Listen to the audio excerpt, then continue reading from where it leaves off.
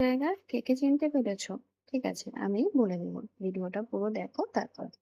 এটা হলো আলু ভাজা। আজকে আমাদের বাড়িতে একাদশী। তো মা আর তার ছেলে তারা আজকে নিরামিষ বলতে কিছুই খাবে না। আজকে নির্জলা একাদশী পালন করছে। তাই আমি আমার আর আমার ছেলের জন্য খুব সিম্পল একটা মেনু করে নিলাম। অনেকদিন হলো এরকম হালকা করে ভাজা আলু ভাজা আমরা খাই না। এই বাড়িতে বেশিরভাগ সবাই একটু করকরে আলু ভাজাই খায়। আমার অনেকদিন ধরে ইচ্ছে ছিল, তাই আজকে ভাবলাম যে ঠিক আছে বানিয়ে নিই। ওই পাতলা করে মসুর ডাল, এই গরমে এরকম সিম্পল মেনু আমার ভীষণ পছন্দ। তাই ওই পাতলা করে মসুর ডাল আর আলু ভাজা সাথে একটা ডিমের পোচ, এই ছিল আমার আজকের মেনু। হ্যাঁ, ছেলের জন্য একটু চিকেন পকোড়া বানিয়ে নিয়েছিলাম।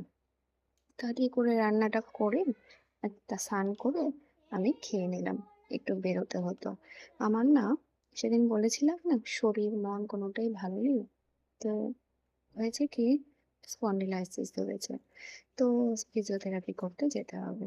তাই তাড়াতাড়ি করে খাওয়া দাওয়া সেরে কাজ সেরে বেরিয়ে গেছিলাম ফিজিওথেরাপি করাতে। তো ফিজিওথেরাপি ওখানে গিয়ে যখন তাড়াতাড়ি হয়ে গেল, ভাবলাম যাই একটু ঘুরে আসি। তাই একা একা বেরিয়ে গেছিলাম। আমি মাঝে মাঝে এরকম একা একা বেরিয়ে যাই, যেখানে মন চায় ঘুরে আসি।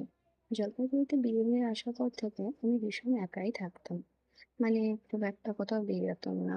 তারপর থেকে একা একাই বের হওয়া শুরু করলাম। আমার হাজবেন্ড খুব একটা ঘুরতে পছন্দ করে না, আর ও সারাদিন ব্যস্তই থাকে। তাই আমি একা একাই বেরিয়ে যাই। মাঝে মাঝে এক দুজন বন্ধুদের সাথে বেরোই, কিন্তু তখন মনে হলো না, যাই, অনেকদিন হলো কোথাও বের হওয়া হচ্ছে না। তাই একটু স্পাই চলে গেছিলাম। গিয়ে ওখানে একটু হাওয়া খেয়ে একটু আইসক্রিম খেয়ে কিছুক্ষণ বসে বাড়ি চলে আসলাম। আর প্রথমেই যে জায়গাটা দেখাচ্ছিলাম ওটা ছিল স্পারেরই একটা জায়গা। যেহেতু বর্ষাকাল, তাই সুন্দর সবুজে ভরে গেছে। দেখে বেশ ভালো লাগলো। আজকে এটুকুই থাক, কালকে আবার আসবো। টাটা।